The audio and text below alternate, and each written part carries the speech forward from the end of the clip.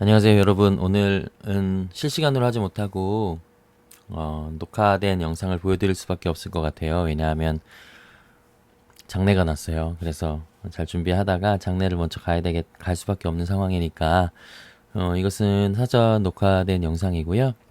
복음서를 아마 우리는 3주 동안 여행할 거예요. 근데 그 복음서를 여행하기 전에 꼭 알아야 할 것들이 있습니다. 오늘 그 배경에 대해서 이야기를 나눠보도록 합니다.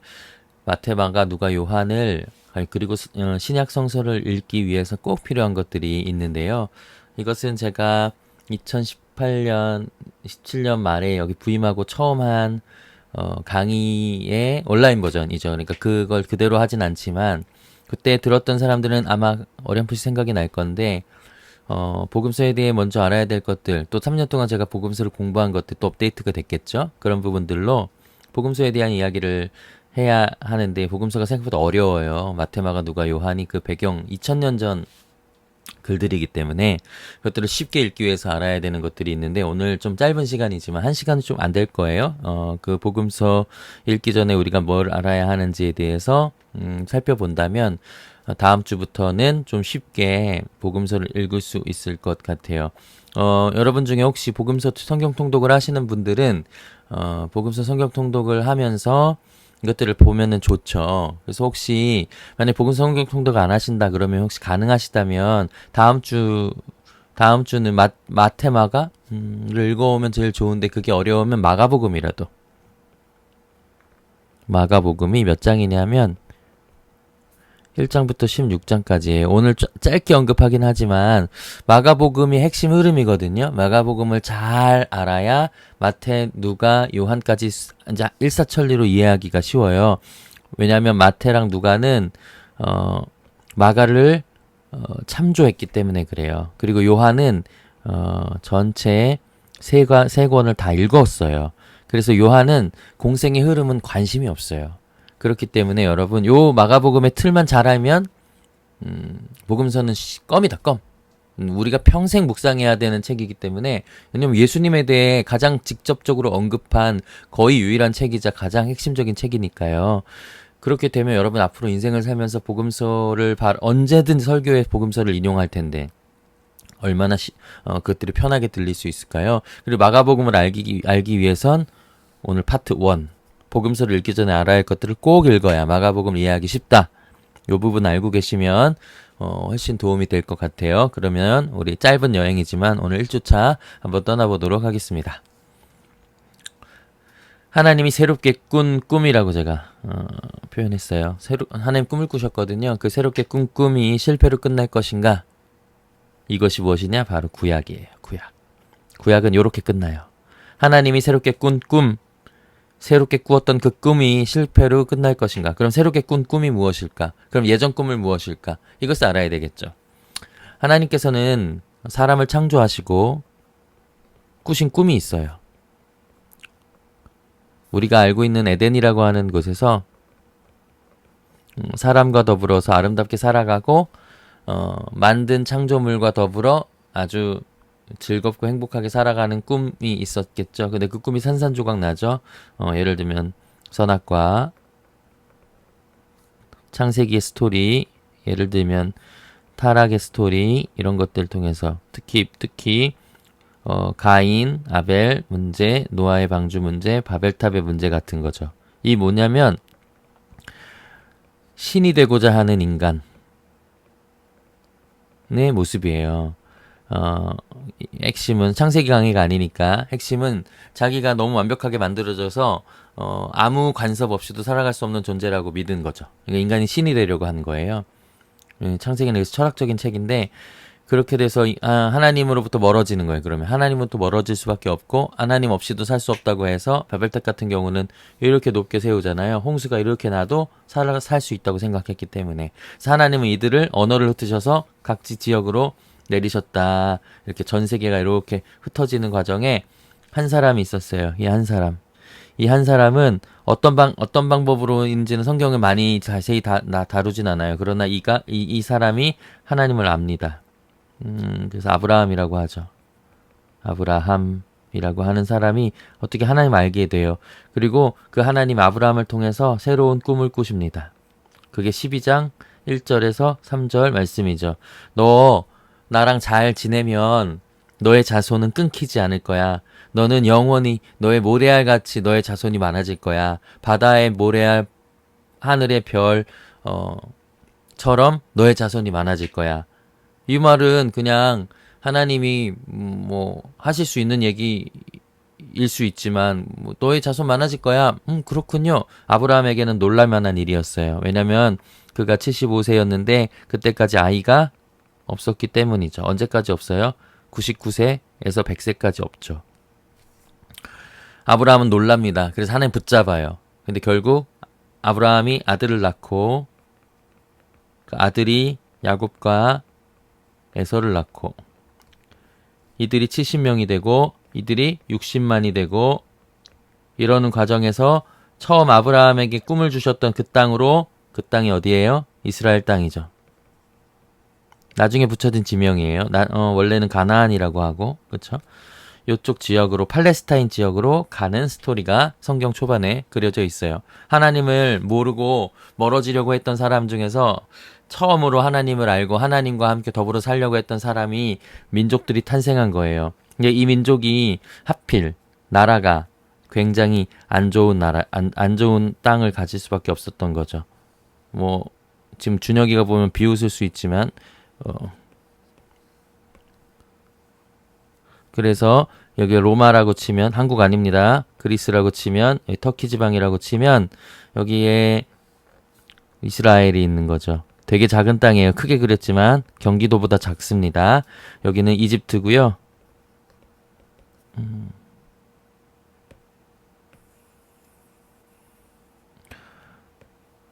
이쪽 지방이 아주 비옥한 땅이죠. 이쪽이 바벨론, 예를 들면 바벨론, 지금 이라크 지역이에요. 바벨론, 페르시아, 그런 제국들. 그런 왜 시리가 왜 나오니? 그런 제국들 있는 아주 비옥한 땅 1, 비옥한 땅 2, 척박한 땅 이렇게 돼 있었어요. 이 땅에서 이스라엘 백성이 거주했어요. 이스라엘 아브라함의 백성들이 이쪽에서 거주했는데 너무나 큰 고통을 겪고요.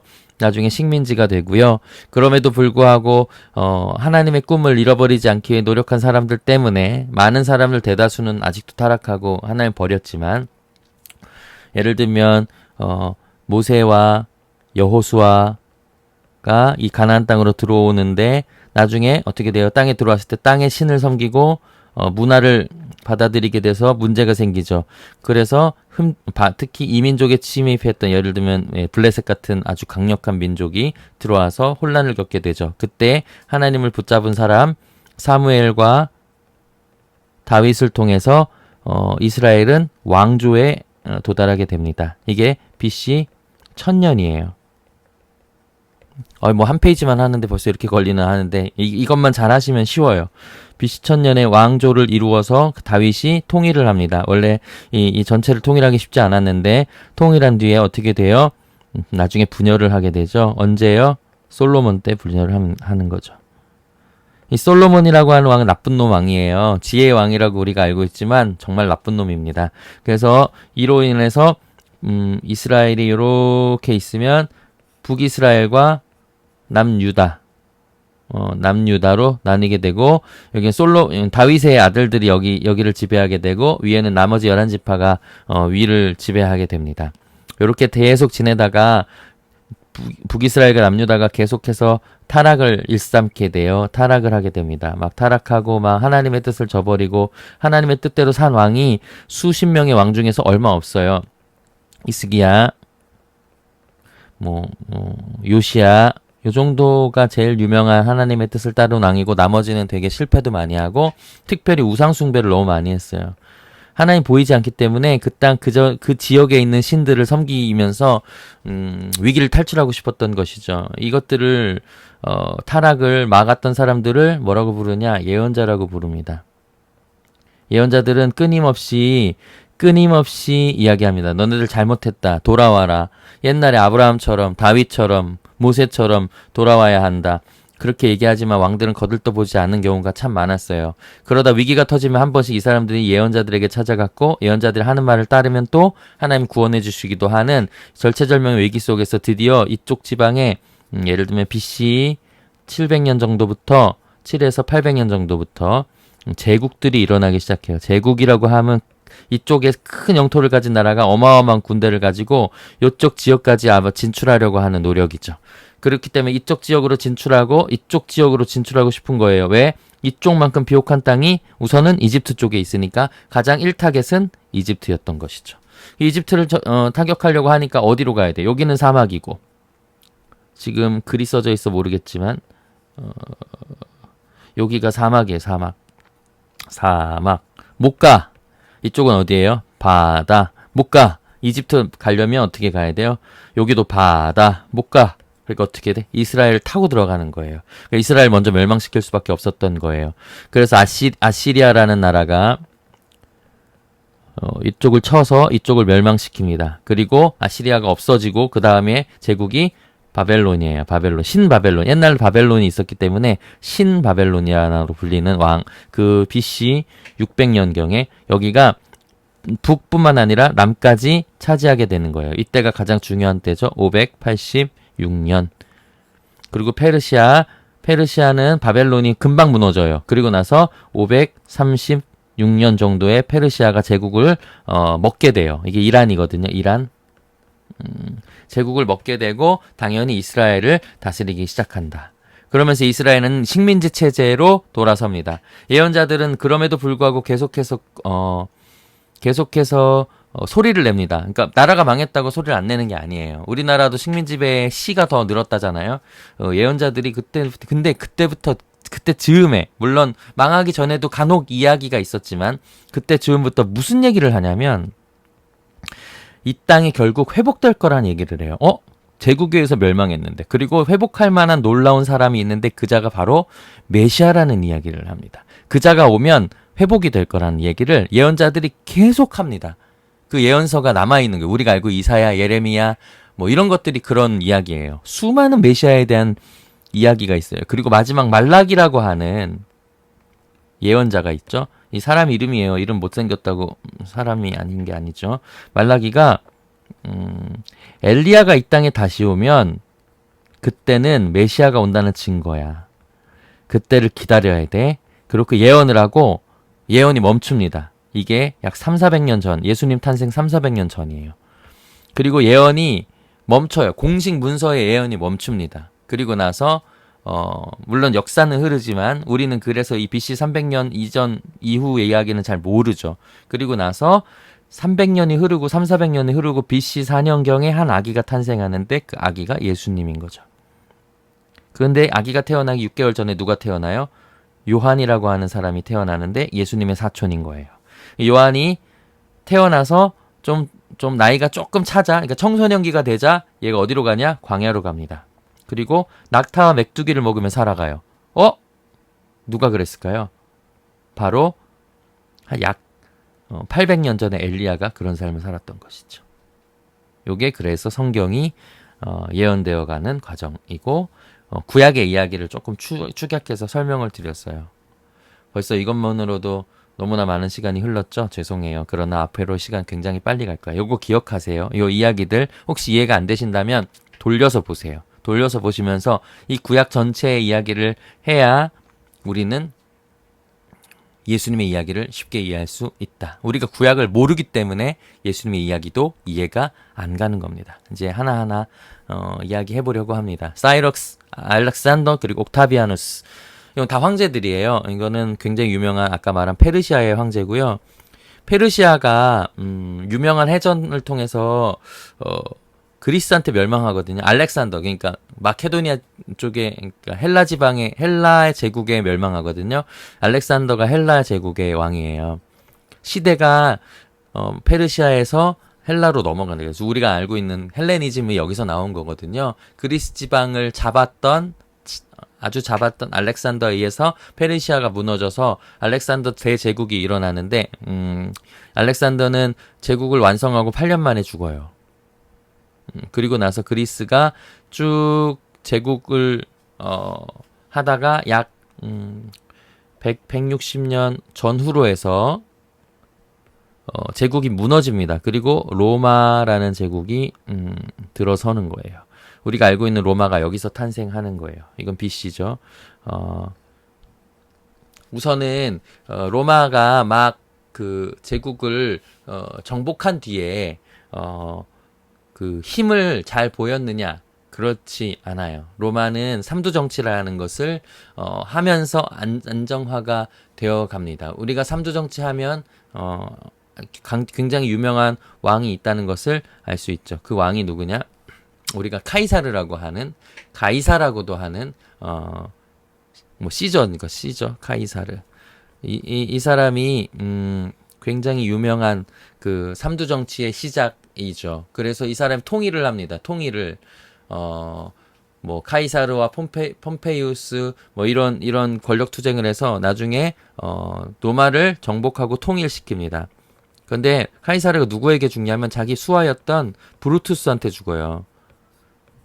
그래서 브루투스 너마저라고 하는 셰익스피어의 유명한 희곡이 이제 거기에서 나오잖아요. 브루투스 너마저. 이게 뭐냐면 자기가 가장 믿었던 사람에 의해서 죽게 되고요. 고르고 나서 로마가 통일해서 다시 삼두 정치가 되고, 그리고 나서 두 번째 삼두 정치. 그래서 예를 들면 예수님이 태어나기 한 40년 전이죠. 그때 카이사르가 죽고 나서 두 번째 삼두 정치가 일어나는데, 이제 카이사르의 양자였던 옥타비아누스. 진짜 어려운 얘기잖아요. 그래도 로마가 어떻게 제국화되는지를 알아야. 그리고 우리가 알고 있는 클레오파트라, 이집트에서 왔다는, 그의 미모에 모든 사람이 넘어갔다는 그리고 안토니우스라고 하는, 그러니까 카이사르랑 거의 동년배이자 모든 권력을 가졌던, 모두가 이 사람이 황제가 될 거라고 생각했어요.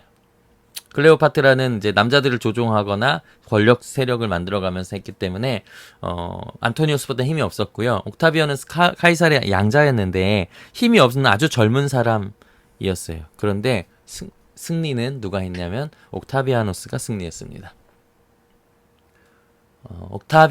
옥타비아누스가 승리한 여러 이유들이 있지만, 뭐 듣는 마음이다. 뭐 그때 굉장히 되게 듣는 마음이 좋았다고 해요.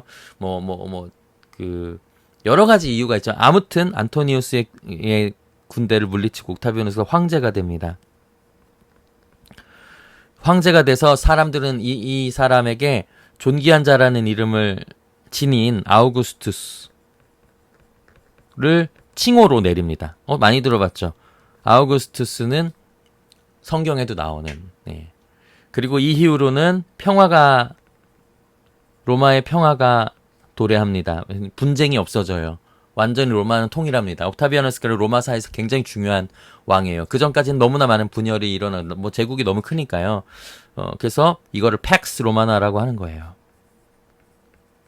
로마의 평화의 시대라고 하는 거죠.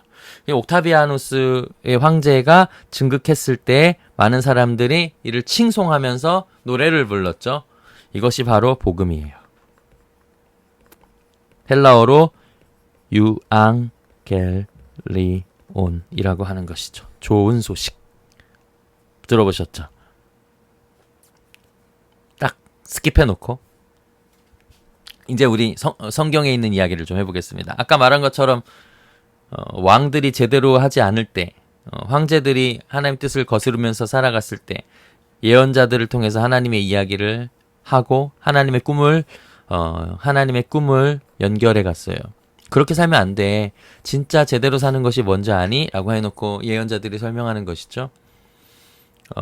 그래도 이스라엘이 멸망하는 것을 막을 수 없었어요. 하나님의 뜻대로 살면 멸망하지 않았을 텐데 라고 아쉬워하면서 예언자들은 그렇게 자기의 인생을 살았고, 다니엘은 3제국에 거쳐서, 그쵸?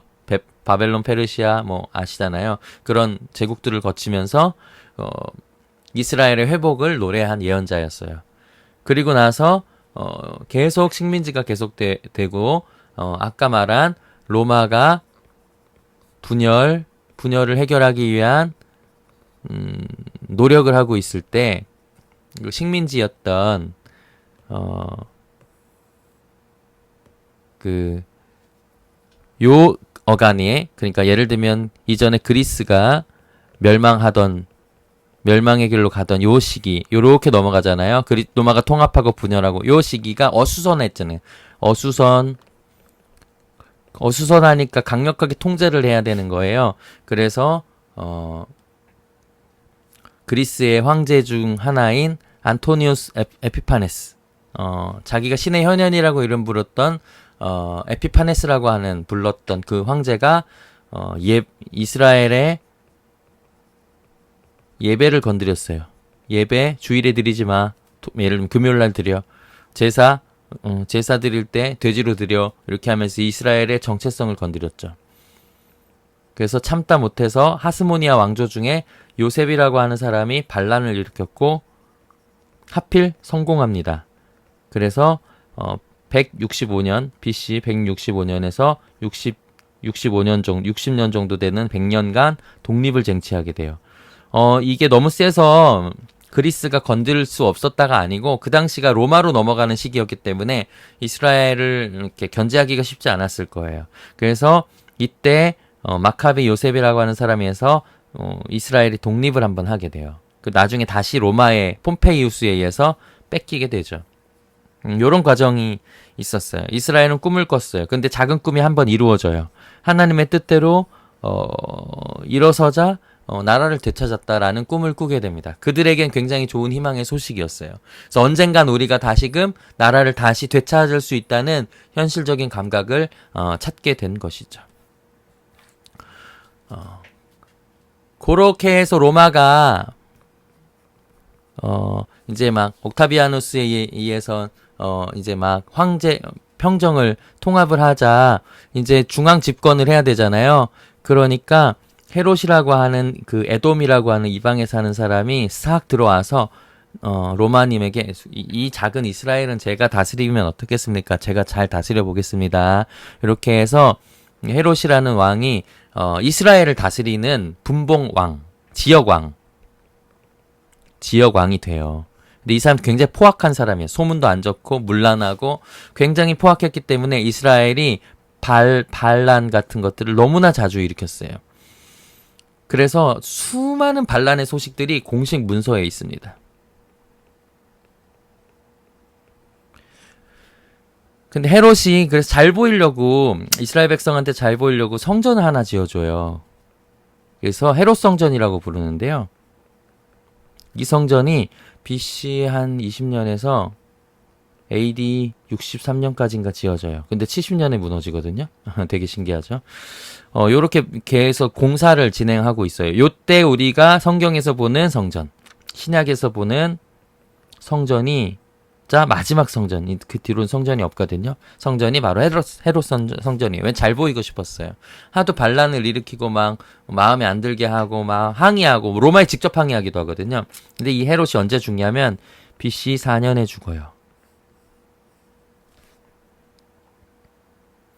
그리고 예수님이 요 당시에 태어나요.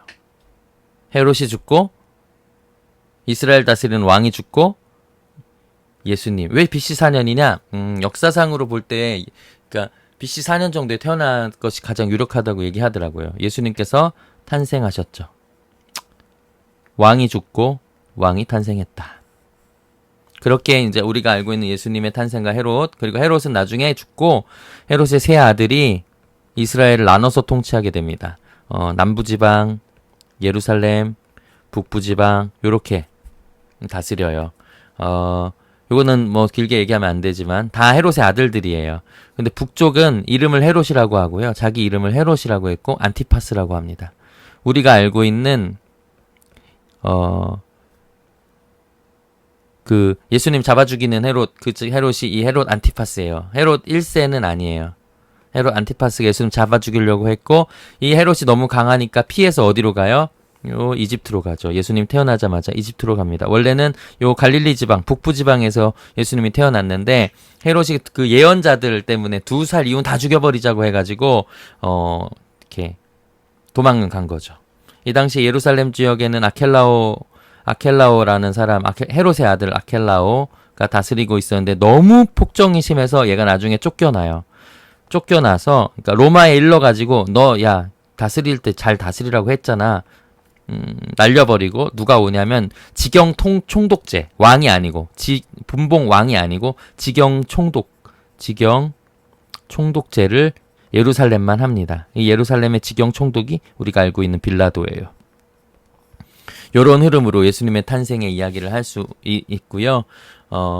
그렇게 예수님이 탄생하시고 우리가 이제 나중에 공부할 이렇게 공생애를 사시고 부활하신 다음에 예수님의 제자들이 각기 흩어져서 교회를 만들고 막 복음을 전하기 시작했던 60 AD 63년경 로마에 아주 포악한 왕이 나타나는데 그 왕의 이름은 네로예요.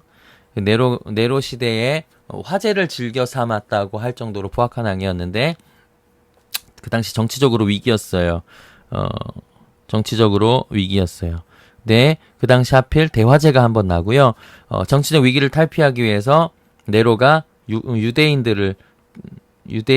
그리스도인을 화재의 주범으로 몰기 시작해서 잡아 죽이고 박해를 하기 시작합니다. 요때가 AD 63년경인데요. 유대인 그리스도인들은 그래서 이 유모를 죽음을 경험해요. 제자들의 많은 수가 이때 죽어요. 바울도 이때 죽고요. 베드로도 이때 죽게 됩니다. 수많은 이들이 순교한 과정에서 예수님을 직접 본 증인들이 하나둘씩 박해를 당하고 죽어 나아가는 거예요. 그래서 예수님에 대해 전할 사람이 이제 없어진 거죠. 거의 그러니까 순교하니까 안 되겠다. 우리는 이것을 글로 남겨야겠다. 예수 그리스도의 삶과 행적을 글로 남겨야겠다. 그때부터 시작된 것이 우리가 알고 있는 복음서예요. 이 복음서의 복음은 유앙겔리온이라고 합니다. 유앙겔리온은 아까도 말했지만 옥타비아누스와 관련이 있어요.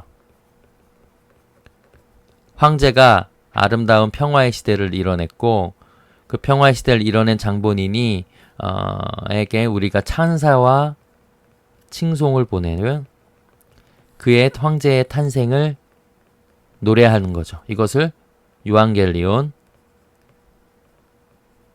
또는 한국말로는 복음, 영어로는 굿 뉴스라고 하는 거예요. 근데 박해를 심하게 당했던 그들에게 있어서 그들이 소개하고 싶었던, 그들이 글로 남기고 싶었던, 그래서 후대 사람들에게 전하고 싶었던 것은 진짜 황제는 옥타비아누스 같은 사람이 아니다. 진짜 참 왕은 우리를 위해 이 땅에 오셨고, 우리에게 새로운 삶을 보여주셨고, 우리의 곁을 지켜주셨고, 우리를 위해 죽으셨고, 우리의 죄를 다 지시고 부활하셨고 다시 하나님의 곁으로 가신 예수라고 하는 분이야말로 진짜 왕이시고 그가 이 땅에 온 것이야말로 복음이고 그의 삶이야말로 복음이고 그의 죽음이야말로 복음이야. 유앙겔리온이야라고 글로 쓰기 시작한 거예요. 불온서적인 거죠. 불온서적. 왜? 황제에게 쓸 칭호를 예수님이라는 한 죽은 사람에게 로마의 입장에서 죽은 사람에게 쓴 것이죠. 이것이 바로 우리가 복음이라고 하는 것. 그럼 복음의 구체적인 이야기들이 어떻게 담겨져 있을까요? 그것은 복음서를 잘 읽어보기 시작하면 쉽게 우리가 알 수 있는 것이죠. 이제 어려운 거 다 끝났어요, 여러분. 우리 얼마나 했는지는 한 30분 했나요? 모르겠지만 여러분 이제 어려운 거 끝났습니다. 이제 쉽게 조금씩 FAQ, frequently asked question이라고도 하는 이야기들을 좀 해보려고 합니다. 이 복음에 대해 아셨죠? 하나님이 그래서 예수님을 통해 새롭게 꿈을 꾸시는 이야기가 바로 복음서의 이야기라고 할 수 있는 거예요. 예수님을 통해서 이제 새롭게 하나님 꿈을 다시 꾸시는 거죠. 그 꿈이 이루어졌을까요? 한번 보도록 하죠. 예수님은 사람이자 왕이자 신이라고 우리가 알려져 있습니다. 또 다른 말로는 제사장이자 왕이자 예언자라고도 합니다. 이것은 예수님의 3대 역할이기도 한데요.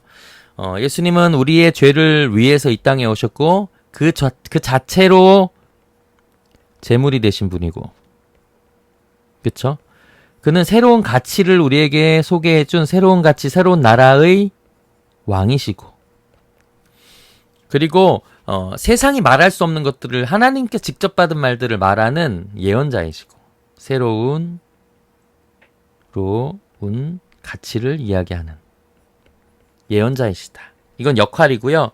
그는 사람이었어요. 철저한 사람이었습니다. 인간의 아들로 태어나셨죠. 인간의 아들로 태어났지만 그의 삶은 새로운 나라를 보여주는 삶이었어요. 그래서 그를 따르는 모든 사람은 이것이야말로 새로운 나라구나라는 인식을 하게 됩니다. 그렇지만 나중에 알게 됐는데 부활을 통해서 물론 기적도 보여주셨지만 부활이라는 것들을 통해서 예수님은 단순 사람뿐만 아니라 그는 하나님이 이 땅에 오신 새로운 하나님이셨구나라는 인식을 사람들이 하게 됩니다. 예수라는 존재에 대해서 우리가 알면 알수록 굉장히 오묘하고 깊어요. 그 시대에서 말할 수 없는 것들을 말하고 살 수 없는 것들을 살아내신 분이라고 저는 감히 이야기할 수 있습니다. 그 예수님에 대해 이야기를 한 것이 가장 중요한 이야기가 바로 우리가 잘 알고 있는 복음서예요. 그 복음서는 수많은 복음서가 있어요. 마태, 마가, 누가, 요한이 있고요. 수많은 베드로 복음서도 있고요. 도마 복음서도 있고요. 빌립 복음서도 있고 다 있어요. 제자들이 쓴 걸 복음서라고 붙이기도 해요. 그 중에 이제 성경 안에서는 이 네 권만 채택을 한 거죠. 그렇다고요. 그 예수님께서 그럼 도대체 무엇을 하셨길래 우리가 새로운 왕이고 하나님이라고 이야기할 수 있는가? 그가 이 땅에 오셔서 이야기하신 건 단 하나예요. 바로 이 땅에 이루어질 하나님의 나라예요. 하나님의 나라. 하나님의 나라가 이 땅에 이루어질 것을 소망하고 꿈꾸셨고 그대로 사셨고 그 하나님의 나라가 로마의 나라가 아니고 세속의 나라가 아니고 사람을 죽이는 나라가 아니고 생명의 나라, 하나님이 꿈꾸시는 나라, 아름다운 나라는 반드시 이 땅에 내려질 거라고 예수님께서 이야기했어요. 그 유명한 기도, 주기도문 핵심은 뭔지 아세요? 하나님의 나라가 이 땅에 이루어지는 그날 위하여 우리가 기도하는 것. 그것이 하나님의 나라, 주기도문이에요. 그 하나님의 나라를 한문으로 쓰면 천국이에요. 천국 근데 하늘천이잖아요. 근데 어제 잠깐 양육 때도 얘기했지만 오늘 안 들으신 분이 있으니까 천국은 마태복음의 언어인데요. 이 하늘이란 단어는 하나님이라는 단어를 쓰면 불경에서 하나님을 하늘로 바꾼 것 뿐이에요. 실제는 하늘이라고 그때 얘기하면 전부 하나님이라고 알고 있는 거예요. 자, 하늘나라. 그러면 우리는 저기 먼 나라라고 생각하죠. 근데 하나님의 나라라는 것이죠. 하나님의 나라는 가까운 거예요. 이 땅에 와야 되는 거예요. 우리가 그 하나님의 나라에 살지 못할 뿐 하나님의 나라는 이 땅에 있는 거죠. 그것이 바로 새하늘과 새 땅, 우리로 신천지인데 이 단어가 되게 어려운 단어가 됐는데 말하기 볼드모트처럼. 근데 이 새하늘과 새 땅, 하나님의 나라, 천국 이것은 모두 같은 말이에요. 그렇기 때문에 요한계시록에서 얘기했던 새하늘과 새 땅도 하나님의 나라라고 할 수 있는 것이죠. 그 하나님의 나라가 어떻게 도래되는지, 어떻게 이 땅에 오는지 소개하신 분이 바로 예수님이고 그 소개 목록이 어디에 있냐면 복음서에 있다는 거예요. 쉽죠? 하나님의 나라가 이 땅에 가까이 왔다라고 소개한 예수 그리스도의 모습. 그런 모습들을 우리는 복음서에서 앞으로 보게 될 거예요. 특별히 마가복음의 전체 흐름을 통해 그 하나님의 나라의 핵심에 대해서 여러분 알 수 있습니다. 오늘은 그렇게 쉽게 어렵게 하면 여러분 다 다음 주 거 안 들을 거니까 오늘은 요 정도로만 겉핥기로 하고 넘어가면 더 좋죠. 그 예수님을 뭐라고 부르냐면 크리스토스라고도 부르고요. 메시아라고도 부릅니다. 이것은 헬라어예요. 여기서 크리스천이 왔죠? 이 메시아는요, 히브리어예요. 이 두 가지 단어의 뜻은 똑같죠, 당연히. 기름을 부었다. 기름 부음을 받은 자. 기름은 그 당시에 무슨 뜻이죠? 왕, 제사장, 예언자만이 기름을 부을 수 있어요. 이 세 가지의 역할을 하셨기에 진짜 그리스도고 메시아다. 그래서 그 당시 구약 사람들에게 그리스도가 누구냐? 그리스도가 왔다. 이러면 우리를 구원할 자가 왔다는 거예요. 이 땅의 새로운 왕이니까. 우리를 위해 죄를 대신할 자이니까. 우리에게 새로운 가치를 부여하실 분이니까. 특별히 왕이 컸죠. 그래서 그리스도 메시아를 꿈꿨던 수많은 사람들은 그분이 오신다면 그리스라고 해도, 로마라고 해도, 헤롯이라고 해도, 빌라도라고 해도, 빌라도 뭐 큰 힘은 없었지만, 그럴지라도, 이 메시아만 온다면 해결. 로마 따위야. 하나님이신데 그렇게 꿈꿔왔고 그 꿈이 무너질 때쯤, 그러니까 몇백 년 동안 식민지였으니까 무너질 때쯤 아까 말한 마카비 왕조가 세워진 거예요. 100년간. 그러니까 이들에게 꿈이 있었던 거죠. 또 올 것이라는. 이 마카비는 나중에 실패했지만 메시아가 오면 달라질 것이라는 거예요. 그래서 왜 그리스도 메시아 이야기를 하느냐, 신약의 복음서에서. 이런 이유 때문에 그렇다는 것이죠. 그렇다면 이제 마무리를 하면서 복음서의 흐름에 대해 우선 이야기를 해야 될 것 같아요. 이건 큰 틀이고요. 이 복음서의 흐름의 큰 틀은 복음서의 전반적인 내용을 핵심으로 담고 있어요. 이 이야기 안에 그 복음서를 쓴 사람의 관점, 시대, 상황, 환경, 언어의 뭐 달라짐에 따라서 그 이야기가 조금 달라질 뿐 큰 흐름은 예언이 있었고요. 그쵸? 탄생이 있었고요. 그분이 메시아가 탄생한 후 세례를 받고 공생애를 시작하셨고요. 공생애는 여러 삶을 사셨어요. 뭐 제자를 부르셨고 하나님의 나라를 가르치셨고 병자를 고치셨고 논쟁하셨고 그리고 나서 이들을 마음에 들어하지 않는 이들에 의해서 고난을 당하셨고 죽음을 당하셨고 부활하셨다. 이것이 복음서의 전체적인 흐름이에요. 크게 한번 볼게요. 예언은 언제부터 이루어지냐? 예언은 사실 창세기부터 이어지는데요. 사실 가장 큰 예언의 핵심의 흐름은 이사야로부터 시작됩니다. 이사야가 제일 먼저 이 예언의 틀을 시작해요. 메시아 예언에. 근데 이사야는 언제 사람이냐면 BC 8세기 사람이에요. 이때는 지금 이스라엘 왕조 시대인데요. 왕조 시대부터 이미 메시아를 예언하기 시작해요. 이 놀라운 거예요. 이 당시에 메시아의 모습은 이사야는 도대체 그 시대를 산 사람으로서는 말할 수 없는 메시아의 이야기들을 합니다. 예를 들면 고난을 당할 것이다. 우리가 알고 있는 메시아는 그런 존재가 아니거든요. 그리고 그는 볼품이 없을 것이다. 어린 양이다. 채찍에 맞을 것이다. 800년 전에 이런 예언들을 하게 되는 것이죠. 그래서 그는 바른 말을 할 것이다. 세상에서 말할 수 없는 것들을 이야기할 것이다. 이렇게 이사야가 예언해. 하나님의 영을 받을 것이다. 눈먼 자들을 고칠 것이다. 포로된 자들을 고칠 것이다. 예수님이 하실 행동을 그대로 800년 전에 이야기했다고 보시면 됩니다. 이런 수많은 예언들이 있어요. 예레미야도 마찬가지고요. 에스겔도 마찬가지고요. 이 예언서뿐만 아니라 12예언서도 마찬가지고 수많은 예언자들이 예수님의 메시아에 대한 예언을 합니다. 그 메시아가 언제 탄생해요? BC 4세기라고 하는 곳. 가장 혼란스러움이 끝나가는 로마의 평화와 반대로 이스라엘의 압제가 시작되는 더 큰 압제가. 요 시대. 이대로 가면 로마로 인해 전 세계가 평화롭게 통일되어가는 시점에 하나님이 오셔서 그 평화에 금을 가기 시작하는 탄생이 시작된 것이죠. 그리고 그가 30년 정도의 시간 동안 잠잠하게 인간으로 살다가 한 날을 기점으로, 그러니까 자기 형인 요한에게 세례를 받는, 왜냐하면 요한은 사촌 형이었거든요. 요한은 자기의 사명을 알았어요. 예언자였거든요. 하나님으로부터 어떤 예언을 받냐면 너는 길을 예비할 거야. 어떤 길? 이제 메시아가 올 거거든. 이 세례 요한은 자기가 말라기에서 예언한 그 엘리야라는 사실을 알았어요. 그래서 그가 스스로 어디로 가요? 광야로 가는 거죠. 그리고 나서 그 시대의 참상을 고발하는 고발자가 되고요. 그래서 인기를 얻게 돼요. 그래서 전부 세례 요한의 제자가 되려고 합니다. 그 혼탁했던 시대에. 그런데 세례 요한이 이 제자들을 모은 데는 이유가 있었어요. 모아서 무슨 얘기하려고? 이해하게 하려고. 아니다. 나보다 더 큰 분이 오신다. 곧 오신다. 그분이 바로 메시아다. 사람들이 웅성웅성하죠. 그때 예수님이 세례를 받는 거예요. 세례를 받을 때 요한이 이렇게 합니다. 저분이다. 그래서 예수님의 제자들의 일부가 세례 요한의 제자 중에 일부가 예수님에게 가는 거예요. 이 사람이 바로 안드레였고 이 사람이 바로 요한이었어요. 이 사람은 각각 야고보를, 이 사람은 각각 베드로를 불러옵니다. 이 4인이 아마 최초의 제자였을 것이라고 사람들은 이야기합니다. 이 요한은 우리가 알고 있는 사도 요한이죠. 12제자인 거죠. 원래 세례 요한의 제자였다는 것이죠. 이러면서 공생애가 시작이 되는데요. 공생애가 시작이 됩니다. 공생애는 가르치시고 하나님 나라를 가르치시고 전파하시고 하나님 나라를 돌아다니면서 전파하시고 그리고 고치시고 그래서 가전고라고 해요.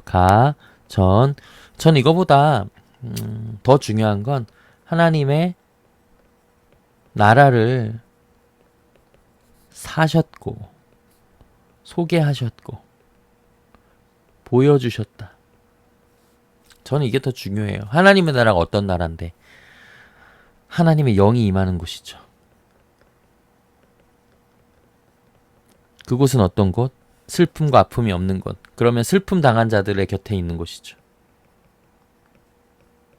눈물을 흘리는 자들의 곁에 있는 곳이죠. 그들을 공격하고 있는 호의호식하는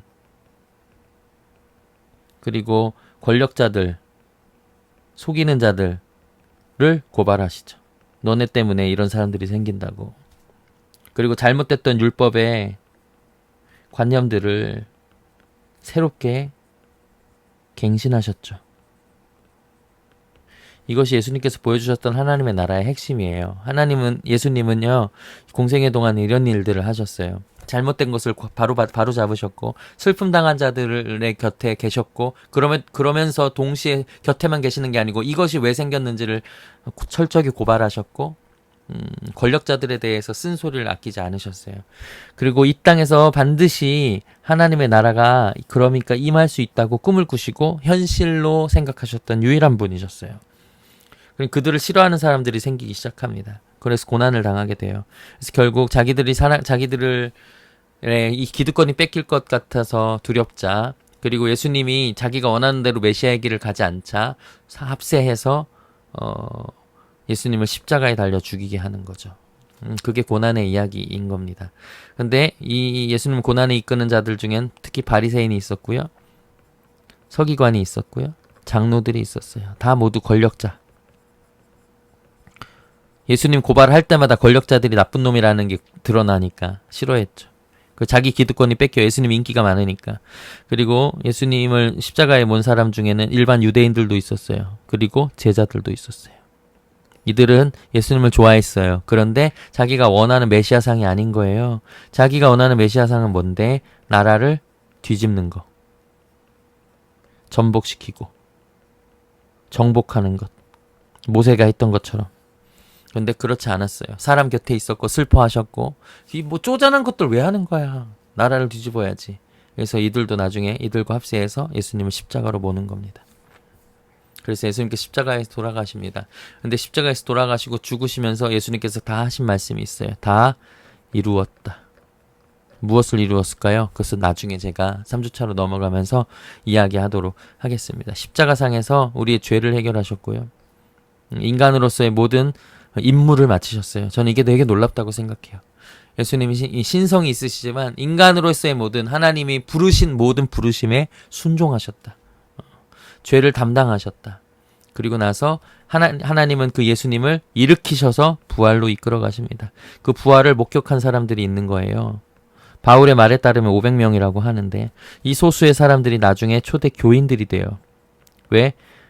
교인은 뭔데요? 예수님의 부활을 목격하고 소개하고 증언해주는 사람이었던 거예요. 그러면서 그 예수님을 배반하고 각자 자리로 흩어졌던 수많은 사람들에게 가서 부활을 전했고, 그들을 다시 예수님을 믿는 사람들로 만들어내셨다. 그 일을 누가 하느냐? 제자들과 증인들이 하는 거예요. 그게 초대교회인 거죠. 여기에 누가 더해지냐면 예수님께서 약속하셨던 성령님께서 더해져서 교회가 만들어지는 거죠. 이해되셨죠? 이 흐름이 바로 마가복음의 흐름이라고 할 수 있습니다. 여러분 여기까지 잘 따라오셨어요. 우리가 지금 한 1시간이 안 되는 시간 정도 전체적인 흐름을 이야기했는데요. 이제 마무리를 좀 하도록 할게요. 이제 마지막이라면 또 우리가 복음서를 봐야 되잖아요. 그러니까 복음서의 흐름을 봐야 된다고요. 이 전체적인 흐름으로 이루어진 책 중에 가장 심플한 책, 처음 만들어진 책은 아마 AD 65년 즈음이라고 생각해요. 이때 마가가 처음 써집니다. 마가라는 사람이 썼다고 해서 마가복음이고 마가복음인 거죠. 이 글이 써지고 나서, 왜냐하면 순교자들이 많아서 예수님에 대한 증언이 없어졌다고 했잖아요. 그리고 나서 나중에 한 1, 20년이 흐른 요 시점에 각자 지역에서 마태와 누가가 마가복음을 봅니다. 마가복음을 참조해서 자기만의 글을 쓰기 시작해요. 거기에다가 이 마태 누가 시대에 공통적인 흐름들이 있었어요. 그 흐름들을 더해서, 그러니까 마가의 자료, 마가의 전체적인 흐름에 자기들도 알고 있었으니까, 그리고 공통적인 상황에, 시대의 흐름에, 그리고 자기만의 독특한 시대적 환경이 있었겠죠. 뭐 지역이 다르니까요. 이런 것들을 더해서 복음서가 만들어집니다. 그리고 마태랑 누가마저도 이제 복음서가 써지고 새 복음서가 나오자 요한이 나중에 복음서를 쓰게 돼요. 그래서 이것들을 다 알고 나서 마태, 마가, 누가를 해서 자기의 공통과 독특한 시대정을 상을 삼아서 요한복음 굉장히 독특한 책이거든요. 자기만의 복음을 말하기 시작해요. 그래서 마가복음은 마태, 누가의 뿌리가 되고요. 요한은 마가, 마태, 누가를 참조한 거예요. 복음서를 그때 알고 있었거든요. 왜냐하면 종이로 돌려봤기 때문에. 그래서 핵심은 하나님의 나라의 복음을 각자의 상황에 맞게 소개한 책이고, 이 책이 우리에게 남겨져서 소중한 유산이 된 것이죠. 이제 다음 주가 되면 이제 하나하나 한 권 한 권 살펴볼 텐데요. 아마 다음 주에 마태랑 마가를 아마 살펴볼 거예요. 저는 마가부터 살펴보는 편이라서 마가, 마태 살펴본 뒤에 그 다음 주에는 아마 누가와 요한을 짧게 살펴보면서 거기에 담긴 핵심 메시지들, 흐름들, 장별 어떤 주요 이야기들을 살펴보려고 합니다. 그래서 여러분들은 이제 오늘 집에 가셔서 일주일 동안 마가복음을 한번 쭉 읽고 오시고, 마태복음까지 읽으면 더 좋은데 너무 제가 하는 것 같아서. 근데 이제 복음서 통독을 하시면 이 두 가지를 다 읽을 수 있어요. 그러니까 요 분들은 웬만하면 복음서 통독을 같이 하시면 도움이 되겠죠. 그렇게 이제 복음서를 읽어보신 다음에 오시면 아마 다음 주에 훨씬 풍성하게 복음서의 내용들을 담아내실 수 있을 것 같습니다. 마지막. 그래서 하나님이 제가 처음 질문한 거, 새롭게 꾼 꿈 실패할 것인가? 아니요. 예수 그리스도로 인해서 새로운 시대를 열었어요. 그것이 교회가 되고, 그 이야기들이 교회 안에서 퍼지게 되고, 삶으로 이루어지게 되고, 그리고 여기까지 왔거든요. 우리에게까지. 2000년이 지나 우리가 그 예수를 만나는 것이죠. 그 이야기들이 어디에 담겨져 있냐? 복음서에 담겨져 있습니다. 여러분은 이제 다음 주부터 2주간 복음서에 여행을 하게 될 거예요. 그러면 그 시간에서 예수님의 메시지들과 가치들을 배우게 될 거예요. 그럼 여러분들은 제자가 되고, 여러분들은 그 제자가 되면서 이 땅에서도 아직도 도래하지 않은 하나님의 나라를 삶으로 이루어내야 할 사명을 받게 되는 거예요. 이제 여러분 제자가 되는 것이죠. 그러면 그것으로 여러분은 고군분투하며 이 땅에서 하나님 나라를 내리면서 살 때 여러분에게 새로운 생명력이 주어집니다. 그 삶을 살아가면 여러분이 정말 이전과는 비교할 수 없는 놀라운 인생을 살게 될 거예요. 가진 게 없어도, 높은 위치에 있지 아니해도 충분히 그렇게 살 수 있다는 것을 수많은 2000년의 예수님의 제자들이 이루어내고 증명해냈어요. 여러분 그런 삶을 살고 싶지 않으세요? 2주 동안 공부하면 그 삶이 어떤 삶인지 알게 될 것입니다. 오늘은 여기까지 할 텐데요. 질문은 제가 받기 어려우니까요. 질문은 괜찮다면 카톡방에 개인톡으로 또는 카톡방에 해주시면 감사하겠습니다. 짧지 않은 시간인데 함께 해주셔서 감사합니다. 꼭 이건 들으셔야 합니다. 한 번 더 들으시면 더 좋을 것 같아요.